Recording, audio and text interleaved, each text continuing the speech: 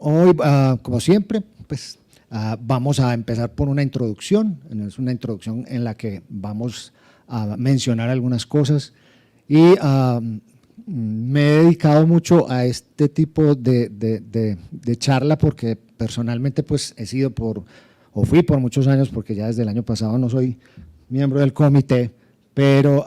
me dediqué por muchos años y era el único en Latinoamérica, entonces era el único que hablaba español y el único al que tenía en el comité que podía relacionarse con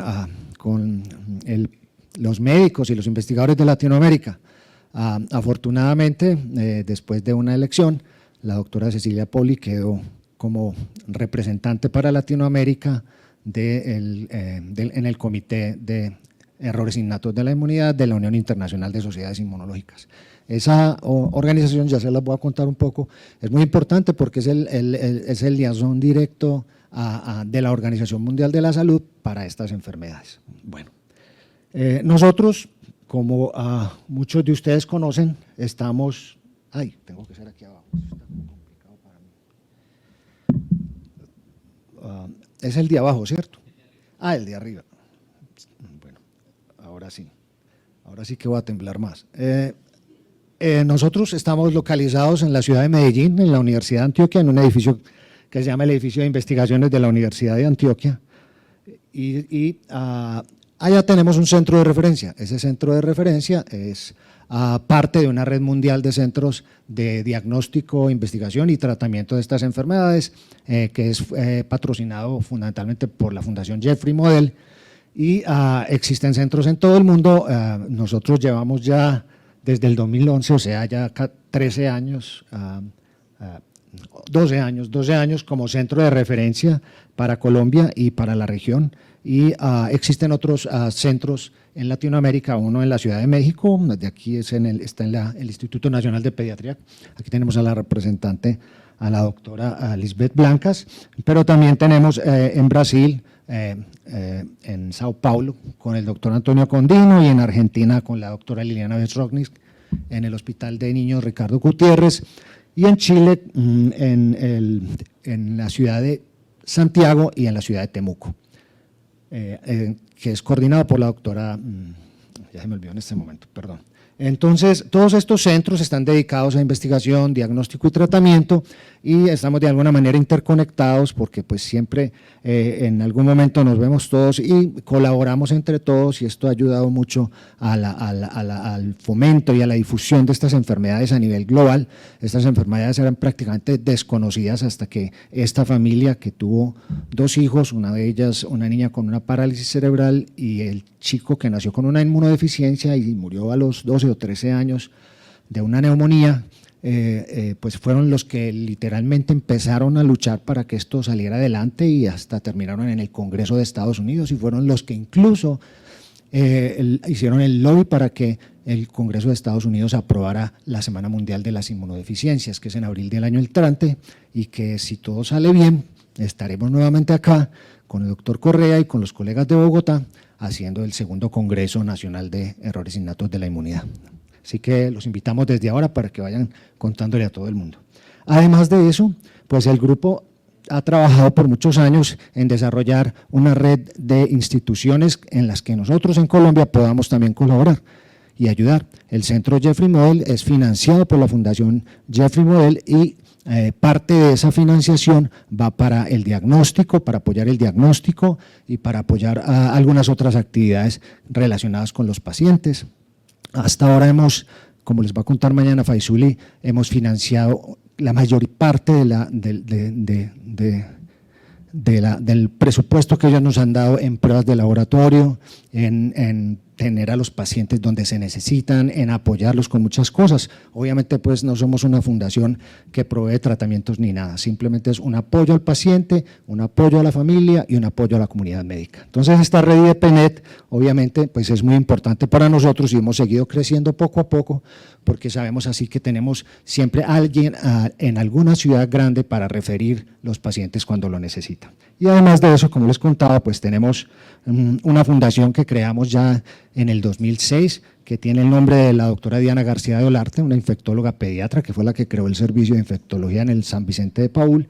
y ella pues fue una mujer sorprendente que trabajó por muchos años en este tema y logró desarrollar un trabajo en un grupo de investigación, en un grupo clínico, y además de eso pues tenemos la participación tanto de FECOER, que es un aliado grande de la Fundación, así como de la iniciativa ALAS, que es una iniciativa latinoamericana para el apoyo a los pacientes y a las organizaciones de pacientes. Muy bien, entonces, pues a veces es difícil para mí porque siempre me ponen a hablar al principio de esto, como pensar en algo distinto, pero siempre hay gente nueva, así que me parece rico y vuelvo y cuento la misma historia porque así es como todo el mundo va aprendiendo y las cosas se van sedimentando. Este tema de los errores innatos de la inmunidad que antes se conocían como inmunodeficiencias primarias no es nuevo. Cuando uno busca en la literatura tratando de encontrar los pioneros en este proceso se encuentra con cosas muy interesantes. Quizás la que más me ha tocado internamente ha sido el estudio de esta enfermedad. Esta enfermedad es conocida como epidermodisplasia ruciformes y nosotros hemos estado muy involucrados en este tema de descubrir genes asociados con esta enfermedad, pero lo más interesante de todo viene ahora y es la razón por la que nosotros hemos trabajado mucho acá con alguien de Bogotá, un dermatólogo, hijo de un dermatopatólogo, y que también nos ha apoyado mucho en ese proceso y por eso pues tengo como ese especial sentimiento hacia estos pacientes, porque además digamos que hay ciertas regiones en Colombia como la región de Antioquia, el oriente antioqueño, la región de los Santanderes y la región de Cundinamarca y Boyacá, donde hay varios casos de esta enfermedad. Esta enfermedad por muchos años fue descrita básicamente como una genodermatosis, o sea, como un problema genético de la piel, y en realidad lo es, pero la susceptibilidad que causa eso es susceptibilidad al virus de papiloma. Si el paciente nunca estuviera en contacto con el virus de papiloma, no desarrollaría la enfermedad. Lo paradójico es que tenemos un zoológico completo de diferentes tipos de papilomavirus en nuestra piel y obviamente estos pacientes son particularmente susceptibles a beta papilomavirus, dos serotipos particularmente, y entonces eso significa que si estos pacientes tienen ese problema genético, pues eventualmente si se infectan, que es lo más probable, desarrollan la enfermedad. Esta enfermedad fue considerada una genodermatosis hasta el 2002, cuando finalmente se reveló la naturaleza del problema genético en estos pacientes infectados y de ahí en adelante se convirtió en una inmunodeficiencia primaria. En el 2017, en el comité, en la reunión del Consejo Directivo de la Unión Internacional de Sociedades Inmunológicas, desde el comité nuestro propusimos que estas enfermedades cambiaran de nombre y ya les voy a explicar por qué. Pero esta descripción de esta enfermedad no fue la primera realmente. La primera de todas en las que yo tengo conocimiento es la neutropenia congénita, que se llamaba enfermedad de Kostman y fue otro pediatra, porque es que les digo que todos son pediatras los que describían esas enfermedades en esa época. Entonces este señor Ralph Kostman describió por primera vez la neutropenia congénita y sugirió que esta enfermedad podía segregarse en las familias porque había varios individuos afectados. Ahora veremos el tiempo que tomó para diagnosticar estas enfermedades desde el punto de vista genético. Y también que es bastante conocido, que es otro pediatra que en 1952 publicó en la revista Pediatrics este caso de un niño que venía haciendo una serie de infecciones. Él se llamaba Eugene Button, trabaja ahí en el hospital, en Navy Hospital, al frente de los Institutos Nacionales de Salud, trabajaba allí como pediatra y entonces el caso de él fue seminal en muchos aspectos, porque aunque los otros habían logrado aproximarse a las enfermedades, este doctor no solamente llegó a aproximarse correctamente a la enfermedad, sino que puso en el tapete un tratamiento. Y este fue el uso de la inmunoglobulina humana, que en esa época ya se separaba a partir de las proteínas del suero y se purificaba en 1950, se purificaba y obviamente ya se podía administrar y lo hacían por forma subcutánea. Entonces este señor tenía este chico, esperen un momento, me devuelvo aquí, este mouse es un poquito complicado, qué pena. Entonces aquí tenemos, todos estos punticos reflejan las infecciones que ese paciente sufrió desde 1947 hasta 1951 y cuando este doctor se dio cuenta de que por la electroforesis de proteínas. Aquí tenemos un control sano. El paciente no tenía fracción gamma, pues dijo, pongámosle gamma globulina. Y le empezó a poner gamma globulina y el paciente empezó a mejorar significativamente. Entonces, tenemos que esta fue la prueba del principio de que existen problemas potencialmente genéticos que pueden ser manejados, y en este caso yo lo considero, por lo menos desde el punto de vista inmunológico, como la primera forma de medicina personalizada, porque de hecho el paciente no tenía inmunoglobulinas y se le estaban poniendo inmunoglobulinas. Para nosotros es una terapia personalizada, y esta terapia personalizada se convirtió a través de los años en la terapia quizás más importante para el tratamiento y el manejo de muchos de estos pacientes, como lo vamos a ver más adelante. Bueno, sin embargo, ahí no quedó todo, porque en ese paciente se hablaba de agamaglobulinemia porque no tenía fracción gamma, pero además empezaron a diagnosticarse pacientes que tenían la fracción gamma baja.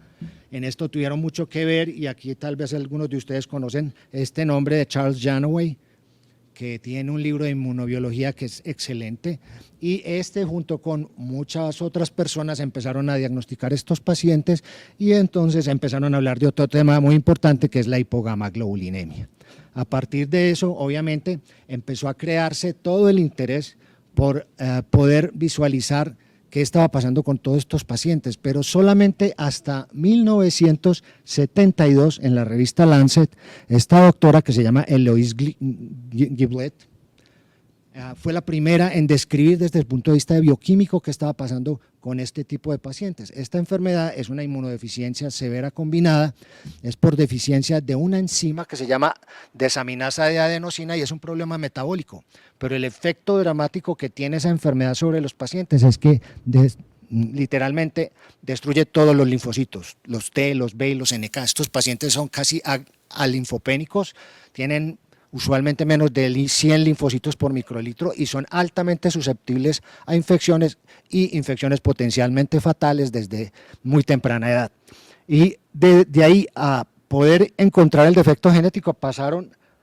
prácticamente 15 años, cuando este grupo de John Hutton finalmente fue capaz de clonar el gen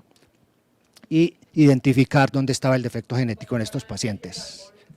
Entonces, entenderán ustedes el tiempo que tomaba hacer todo esto. Ahora, esta enfermedad actualmente se puede tratar fundamentalmente con la enzima, que aún no es de origen humano, sino que se utiliza de origen animal y se usa peglicolada. Nosotros hemos tenido varios pacientes de estos,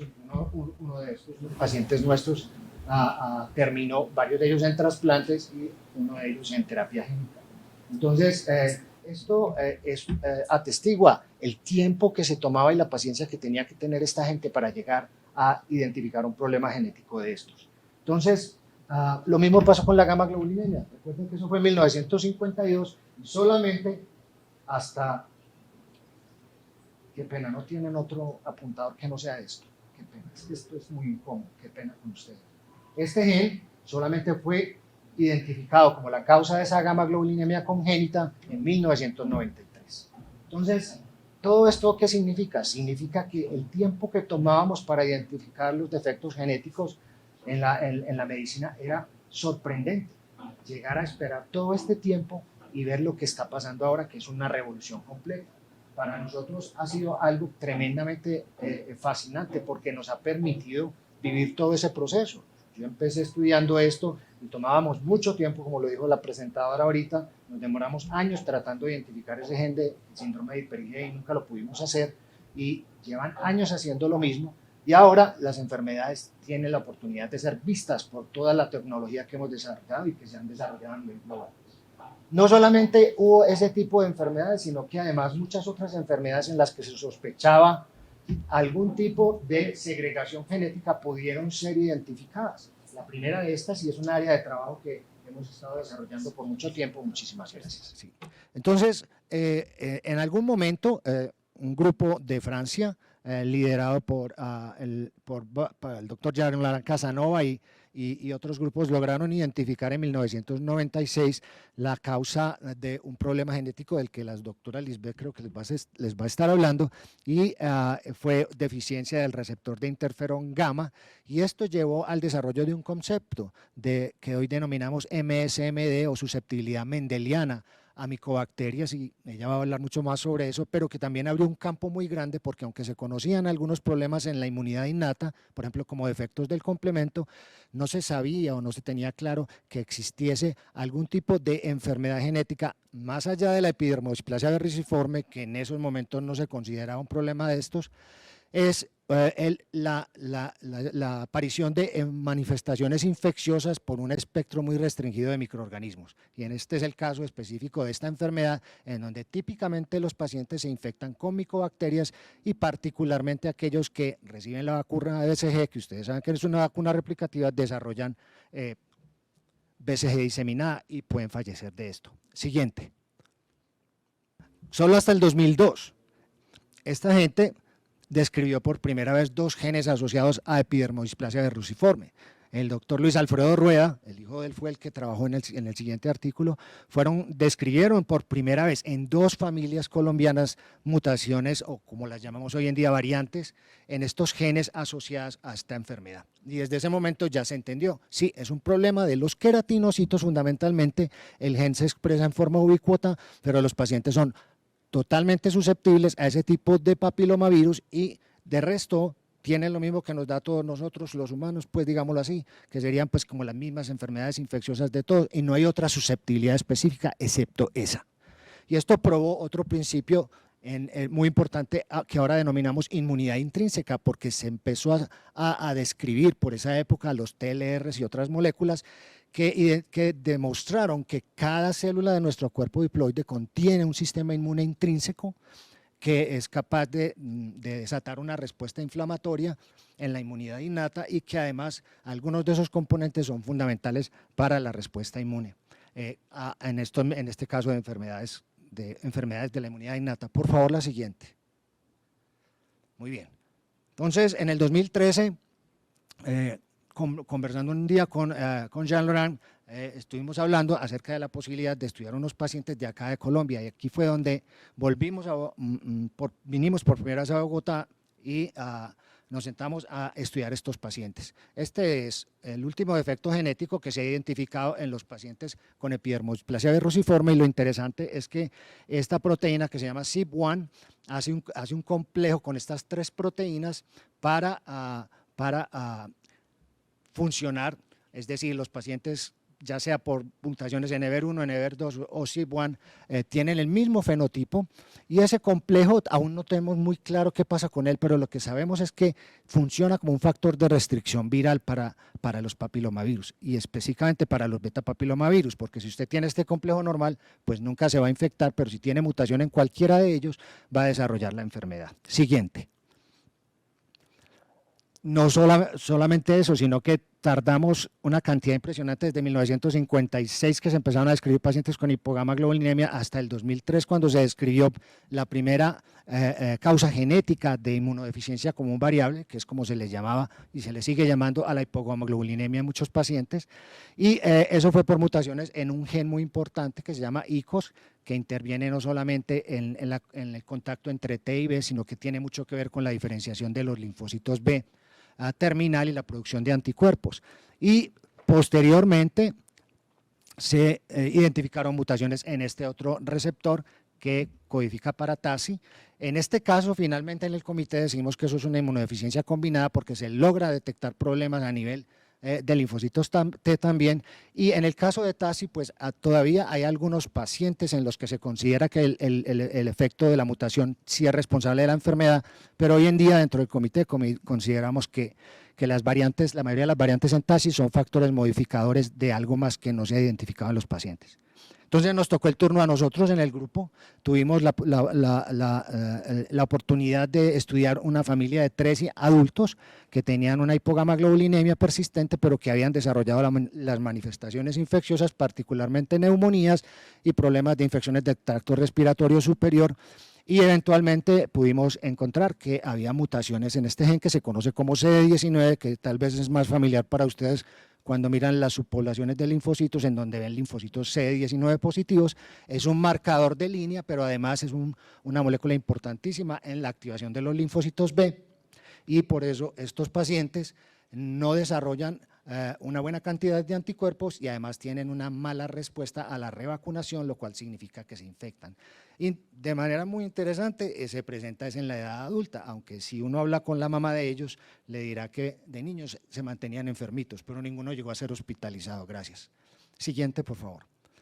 Entonces, llegamos hasta el 2008. ¿Se acuerdan del doctor Cosman? En 1900, ya se me olvidó el nombre, pero era a principios del siglo pasado, solamente hasta el 2008 se logró identificar la causa genética de la enfermedad de Cosman, mutaciones en HAX1. Y lo interesante de todo esto es que cada vez se identifican más genes asociados. Obviamente los más frecuentes han sido los primeros, pero seguimos en ese proceso. Y esto fue hecho por Christoph Klein, un colega de la Universidad de Múnich y su grupo que lograron identificar este problema genético. Siguiente. Entonces, hasta aquí nos hemos visto como muy involucrados en infecciones y eso es lo que traduce el término inmunodeficiencia, y como esto es causado por un problema genético, siempre se les consideró como inmunodeficiencias primarias para distinguirlas de las causas, digamos, adquiridas de inmunodeficiencia, es decir, de susceptibilidad a las infecciones, y eso ponía un problema muy grande. Siguiente, porque resulta que empezaban a aparecer desde hacía ya tiempo historias acerca de problemas relacionados, por ejemplo, con la autoinmunidad que parecían estarse segregando genéticamente, con la linfoproliferación, ya de hecho se conocía a principios del siglo XX, a finales del siglo XX, un modelo murino que simulaba una enfermedad que hoy conocemos como síndrome de Wiskott-Aldrich. Y además de esto, les traigo esto de una descripción en 1945 de una peritonitis paroxística benigna, que después resultó ser, no sé, otra cosa, que fue descrita en 1945 y que resultó ser, siguiente por favor, esto, fiebre mediterránea familiar, y el gen se clonó en 1998. Si ustedes en algún momento tienen la oportunidad de escuchar al doctor Dan Kastner, que es el líder del grupo de Estados Unidos, porque simultáneamente los franceses y los americanos identificaron este gen, es una historia de esas que uno se queda aterrado. De empezar en 1987 para armar ese gen y finalmente lograr encontrar las mutaciones, tardaron todo ese tiempo. Y ahora lo hacemos en días. Gracias. Siguiente. Entonces estamos hablando de algo muy distinto, algo que no tiene que ver solo con susceptibilidad a enfermedades infecciosas, sino con otro tipo de manifestaciones de problemas inmunológicos. Entonces estamos hablando de enfermedades congénitas, resultan de mutaciones o variantes deleterias en genes que afectan el desarrollo del funcionamiento del sistema inmune. Entonces tenemos mucho que ver en muchas partes, en la ontogénesis, en la diferenciación en la periferia. La ontogénesis es el desarrollo de las células a nivel de los órganos linfoides primarias, la respuesta antimicrobiana, la memoria inmunológica, la tolerancia y obviamente la homeostasis. En ese sentido, entonces, cambia dramáticamente, siguiente por favor, el panorama de estas enfermedades. Pasamos de, si quiere me presta el otro y yo lo muevo desde aquí también, de susceptibilidad exquisita a las infecciones, ya fueran recurrentes o por diversos tipos de patógenos. Gracias, yo lo pongo. Ya, listo, exacto. O a un espectro muy restringido de patógenos, a haber problemas relacionados con desregulación inmune o con falta de regulación inmunológica de origen genético. Estamos aquí mencionando la autoinmunidad, la linfoproliferación persistente, la autoinflamación y los fenómenos alérgicos, que vamos a ver mucho de eso en este evento, pero además de eso tenemos que agregarle a esto otras manifestaciones de estos problemas genéticos que pueden no necesariamente ser parte de esos de arriba. Y lo tenemos acá en la falla medular. Otros son las neoplasias que se pueden desarrollar directa o indirectamente por algún problema genético del sistema inmunológico, particularmente en microorganismos con alto potencial ontogénico, o las manifestaciones no inmunes que acompañan muchos de estos síndromes, como por ejemplo la trisomía 21 o el síndrome de George y otros que tal vez ustedes conocen. De esa manera, entonces, el panorama cambia dramáticamente. Esto ya no puede llamarse inmunodeficiencias primarias, porque si las inmunodeficiencias, el término inmunodeficiencia se asocia solo a infecciones, entonces tenemos que cambiar el discurso. Y esa fue la razón por la que el comité en el 2017 decidió postular el nombre de errores innatos de la inmunidad. ¿Por qué? Porque puede que no recordemos algunos de esos defectos genéticos del metabolismo, pero todo el mundo está familiarizado, por lo menos en la medicina, con el tema de errores innatos del metabolismo. Entonces consideramos que para darle el espacio a todas las enfermedades que van resultando de problemas genéticos del sistema inmune, estas enfermedades deben llamarse errores innatos de la inmunidad. Y si ustedes miran en Scopus, por ejemplo, el crecimiento de estos términos y cómo viene decayendo el término de inmunodeficiencias primarias, creo que a la vuelta de 5 años ya será historia. Muy bien, esta es una presentación muy importante, un estudio muy importante que realizó el grupo de Bodo Greenbacher en su laboratorio con otros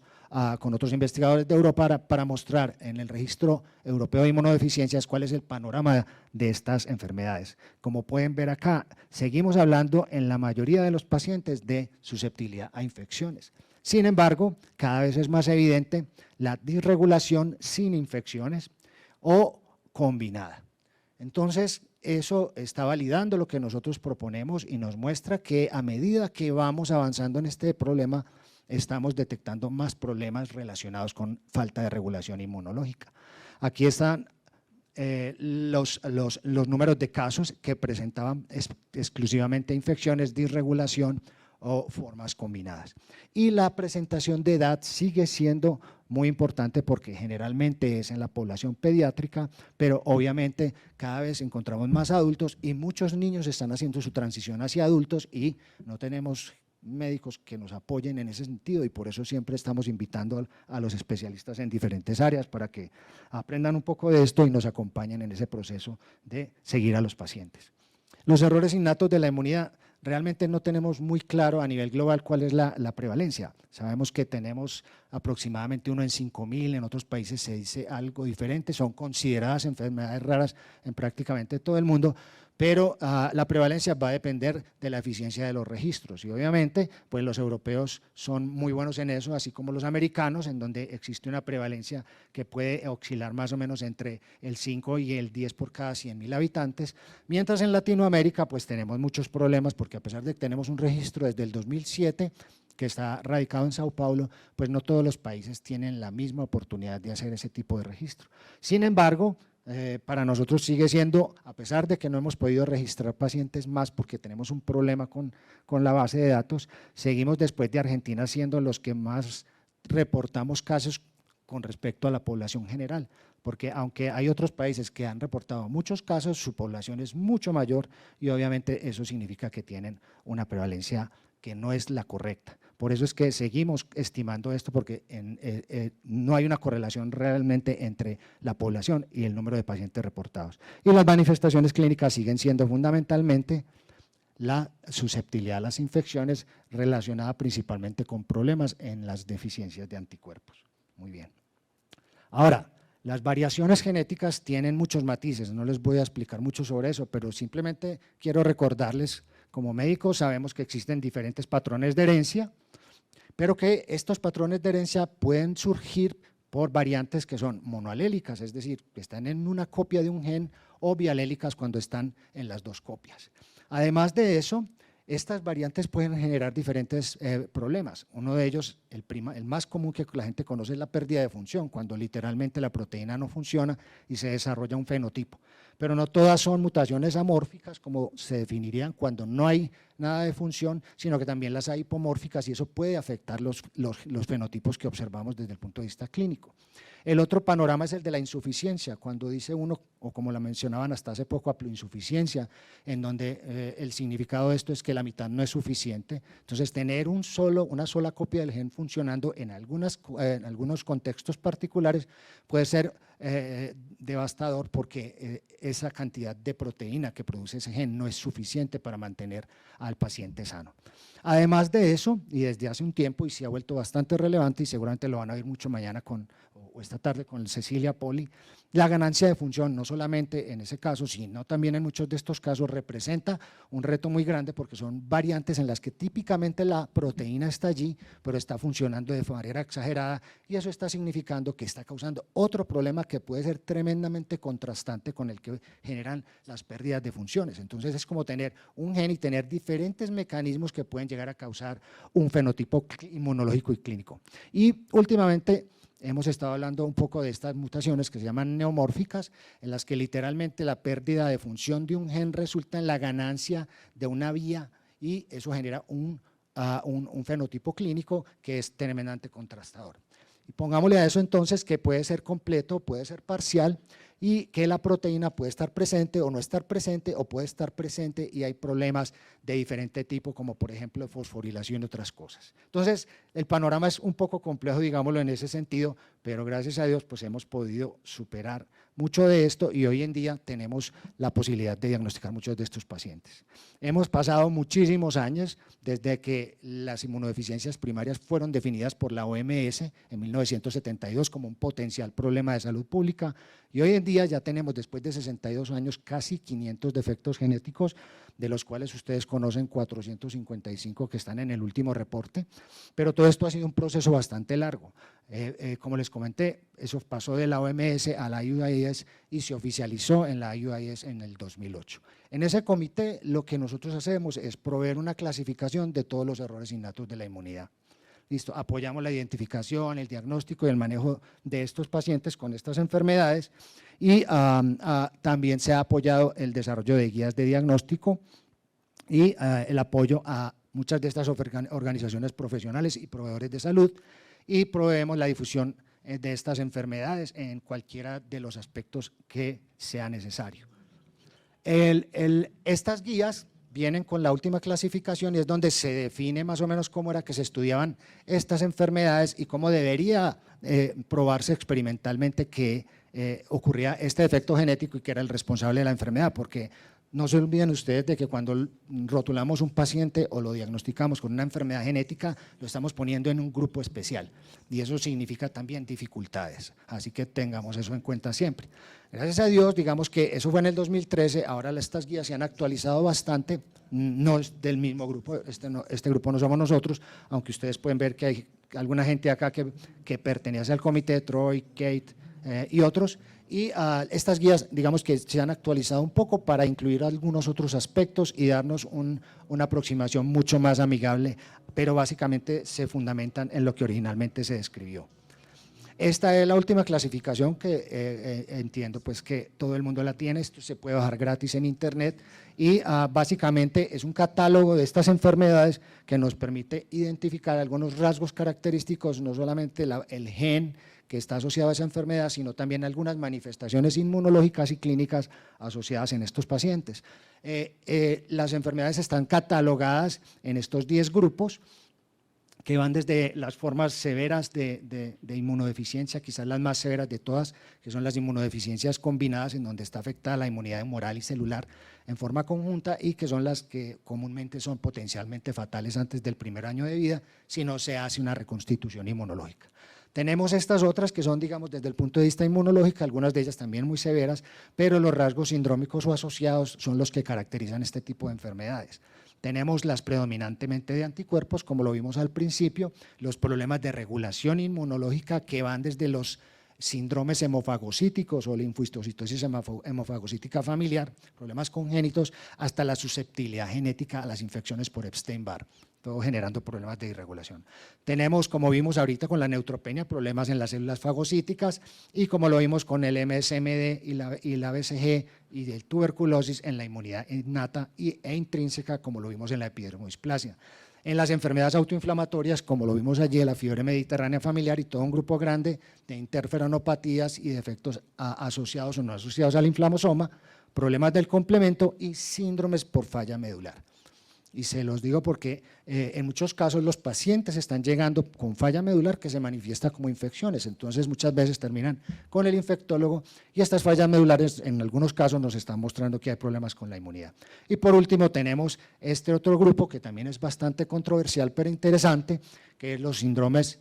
las fenocopias de errores innatos. ¿Qué es una fenocopia? Una fenocopia desde el punto de vista clínico es algo que se parece tremendamente o es muy similar a alguno de estos problemas genéticos desde el punto de vista clínico, pero desde el punto de vista genético aquí no se identifican mutaciones. Lo que es estas fenocopias son de dos tipos, mutaciones de línea germinal. Las fenocopias son de dos tipos, mutaciones somáticas, que típicamente se asocian a síndromes linfoproliferativos, también pueden asociarse a otro tipo de enfermedades, y que son adquiridas porque son en células somáticas, pero son un problema genético somático fundamentalmente, y lo otro es un problema autoinmune, que es la asociada a los autoanticuerpos contra ciertas citoquinas que literalmente suprimen el funcionamiento de una vía particular y generan una susceptibilidad muy particular a algunas infecciones. Recientemente publicamos un artículo sobre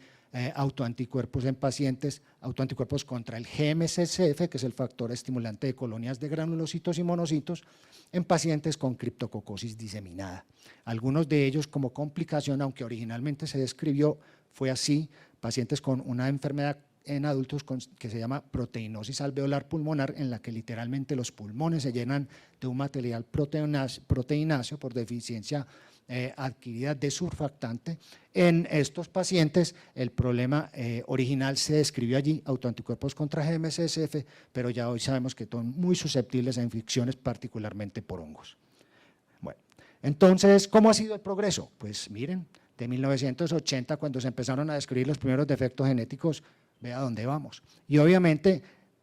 hay cosas que se pudieron identificar rápidamente porque se tenían muchos pacientes. En otros casos tuvimos que juntarnos con los reumatólogos pediatras y con otros grupos y decirnos, venga, esto es un problema genético. Y es así como cada vez más en estos grupos, sobre todo de síndromes autoinflamatorios, se siguen describiendo más y más enfermedades, pero ahí tienen ustedes los nuevos defectos genéticos que en ese momento fueron a un grupo de 55 creo, y ahorita tenemos una lista un poquito más grande. ¿Cuál es el impacto de estos errores innatos en la clínica? Es muy grande porque son enfermedades raras y muchas de ellas con un gran compromiso médico, pero lo veremos entre todos, pero no quiero dejarles olvidar a esto que este es el tema que vamos a manejar el año entrante porque necesitamos que la industria y que los proveedores de salud entiendan la necesidad de que estos pacientes reciban tratamientos personalizados, porque seguir usando esteroides e inmunomoduladores sin control también genera problemas en estos pacientes porque muchos de ellos tienen un inmunocompromiso en términos de susceptibilidad a infecciones. Pero todo esto está revolucionando lo que hacemos y obviamente fíjense que empezamos hablando de pacientes que sufrían múltiples infecciones y ahorita hablamos de pacientes que sufren infecciones por un grupo muy restringido o único de patógenos con respuestas de diversos tipos que se acompañan de hiperinflamación, de autoinmunidad, de síndromes linfoproliferativos, etcétera, que obviamente ya no estamos solo viendo problemas genéticos directamente en el sistema inmune, pero es que se nos ha olvidado que todo el sistema inmune necesita interactuar con todas las células de su cuerpo prácticamente. Entonces, si usted pudiera ir a ver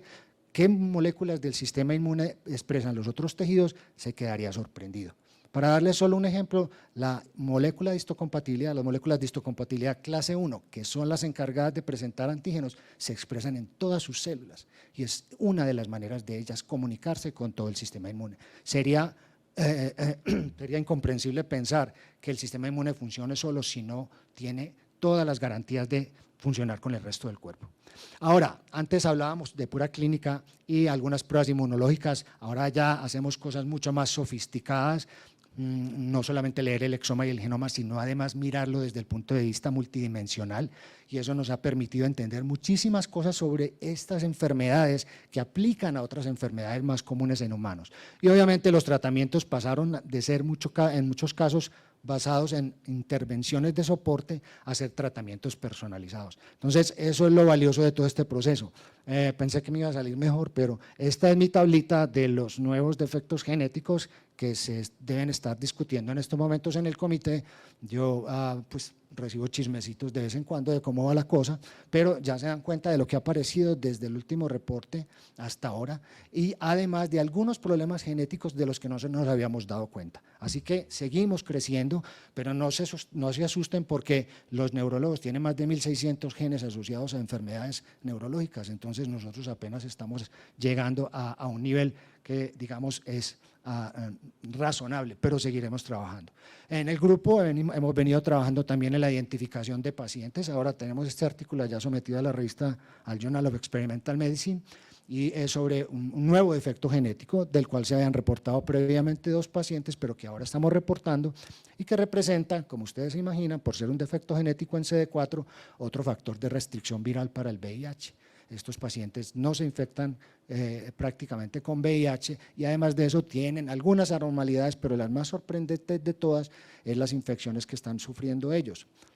Aunque depende del problema genético, en la mayoría de ellos la causa, la infección más común es el papilomavirus, son las verrugas. Entonces eso nos habla mucho de que las verrugas, cuando son resistentes y crónicas, están hablándonos prácticamente de un problema genético. Y este es otro defecto que estamos caracterizando en 2 pacientes colombianos en los que se han identificado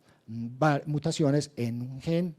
que produce la interleuquina 7. La interleuquina 7 es fundamental para el desarrollo de los linfocitos T, entonces esto ha sido manejado en muchos casos, hasta ahora se vienen a ver estos pacientes, pero sabemos que la interleuquina 7 se viene usando para el tratamiento de la linfopenia idiopática y con muy buenos resultados, y en muchos otros temas como en el laboratorio donde estábamos antes que lo manejábamos para cáncer. Es una citoquina muy promisoria y estos pacientes nos están contando realmente qué le pasa a uno cuando no tiene esa citoquina y no la produce su cuerpo. Muy bien, esa clasificación que yo les conté obviamente viene acompañada de una actualización y ha sido un trabajo de muchos años, pues yo no me creí que eran 11 años los que llevaba ya, pero llevaba 12, así que quería traer estas fotos para recordarles a ustedes el rato que nos tenemos que sentar, mirar cada artículo, discutirlo y lograr sacar un consenso sobre qué enfermedades que son descritas son las que deben estar incluidas en esa tabla. No somos la Biblia ni el santo grial de los errores innatos de la inmunidad, pero sabemos que es una herramienta muy útil para muchos de ustedes y para nosotros en el diagnóstico y en el manejo de estos pacientes. Así que muchísimas gracias a todos